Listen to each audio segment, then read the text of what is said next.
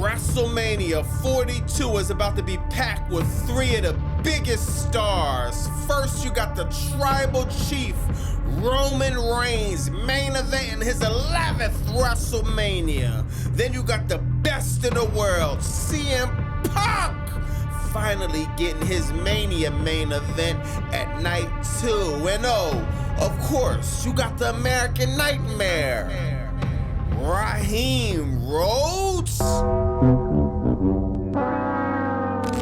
Here we go. Cody Rhodes grabs the mic, cuts a promo on CrackDown about how CM Punk and Roman Reigns is having a stick measuring contest for their build-up for WrestleMania 42. Then he says, well, they're glad I'm not in it. They don't give me the name Raheem for no reason. What?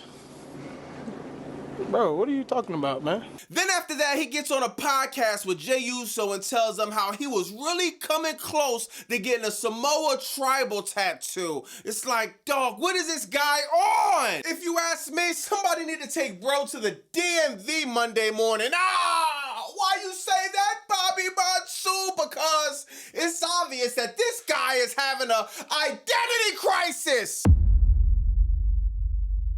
What's next for Cody Rhodes? You gonna pull up to the barbecue eating fried chicken, smelling like that Maui Wowie? What's next for Cody Rhodes? You gonna sag your pants, put your hat to the back, and try to look cool? What's next for Cody Rhodes? You're gonna try to grow your hair, maybe get you some locks like your boy Bobby Monsoon. Man, I know it's Black History Month, and I'm hearing rumors that WWE is about to do a rebranding. We're about to get the African American Nightmare, Raheem Rhodes! Isn't Road Dogg supposed to be the head of creative for CrackDown? Oh, you didn't know? Well, you better call somebody else to do your job because obviously you suck! How do you approve Cody Rhodes grabbing a mic talking about his nickname Raheem and these measuring sticks? How do you approve R-Truth being backstage still joking about other men's balls? They're trying to be funny, but it's not landing. It's cringe. Then people hit me up saying, well, Bobby, you wanted a more edgy WWE. Well, I did, but this is about as edgy as a plastic fork. The reason why I get so frustrated is because the integrity of the business is slipping right before our eyes. They're killing kayfabe. They are ruining professional wrestling, and it starts at the top. The problem with WWE doing this is it trickles all the way down to the indies. When I seen this online, when people were sending me this, I literally couldn't believe it. I'm gonna show you. Wouldn't want to be the booker of this. What?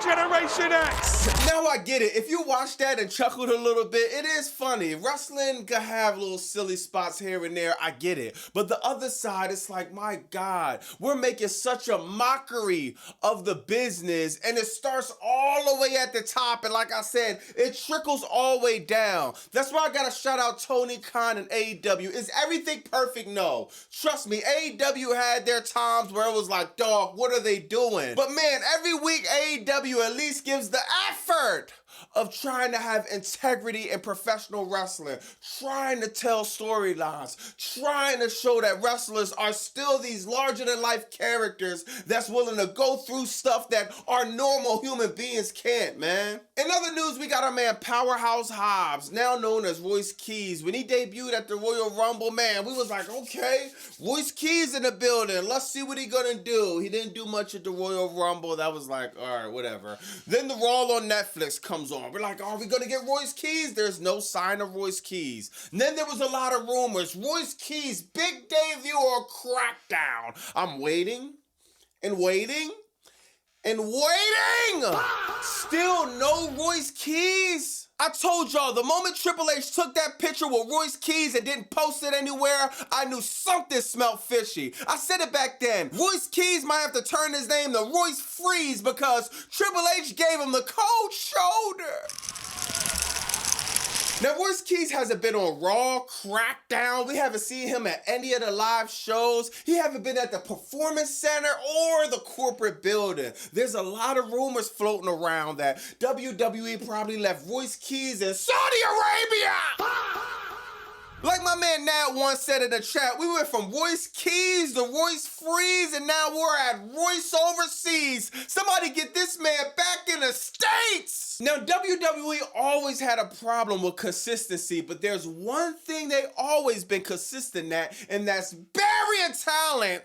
The head of the head of creative, Paul Levesque, can't help but to put talent in the dirt. Let's take The Miz. On Crackdown last night, he lost another match. And I'm sitting there like, what are we doing? I believe it's been almost 2 years since The Miz won a single match. 24 months. This is insane. So even if he's supposed to be a jobber, beating The Miz means absolutely nothing because everybody beats The Miz. What's the value? What's the logic? Then you got Apollo Crews. Y'all remember him, right? He debuted around 2015, 2016. That's over 10 years. And you're telling me WWE still haven't figured out any creative for Apollo Crews. This guy is incredible in the ring, and they haven't got anything for him but a backstage segment with Matt Cardona and Kit Wilson where he's being booked as an extra.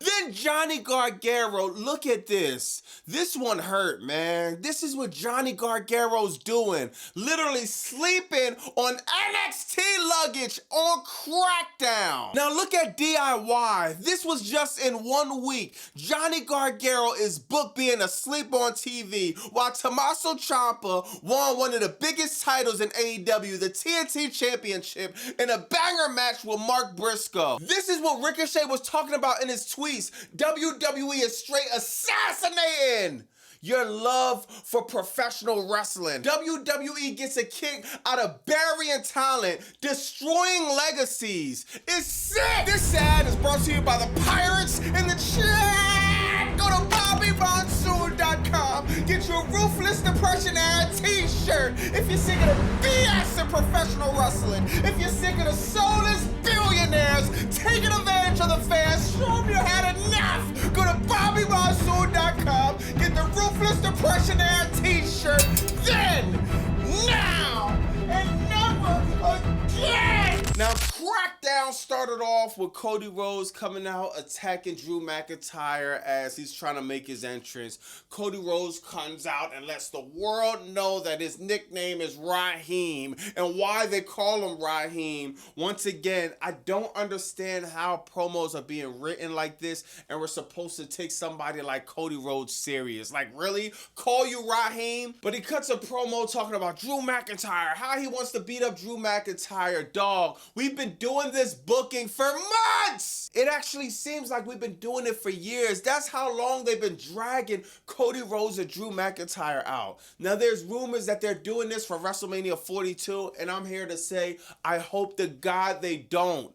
Cody versus Drew McIntyre, no. If Cody Rhodes, one of your top players in the company, put him against Jacob Fatu. Put him against somebody where he could elevate the other talent. Have Drew McIntyre do anything but face Cody Rhodes for the 100,000th time. Next, you got Rhea Ripley and Io Sky going over Kiana James and Julia. Once again, this was nothing but filler. Once again, this was nothing but a waste of time. Why are we doing this? I said this on my live. I really hope Rhea Ripley and Io Sky, this storyline, I really hope this has a payoff. When Rhea Ripley turns on Io Sky, I really hope it's something that we're going to remember forever. I really hope it's one of the moments like Shawn Michaels and Marty Jannetty, like one of the biggest backstabbing moments of all time. If we get absolutely no payoff on this, I'm going nuclear. I'm telling you right now, this is the worst storyline in WWE. Next, you got The Miz versus Carmelo Hayes for about 100,000 times. You know, the classic click copy, click paste, click copy, click paste. Dog, how many times we done this? The Miz versus Carmelo Hayes. WWE is fumbling Carmelo Hayes slowly but surely. When you win titles in WWE, it means absolutely nothing. He has the US Championship, and literally not one storyline that's compelling is attached with him winning the US Championship. Just a bunch of random matches. The US Open Challenge. Now he's back in a storyline with The Miz. Dog, give me a break. Next, you got one of the most predictable matches ever. Tiffany Stratton going over Chelsea Green and Lash Legend in a match to get in the Elimination Chamber. Well, we knew Chelsea Green wasn't winning because Michael Hayes already said that he books her like a jobber. So great.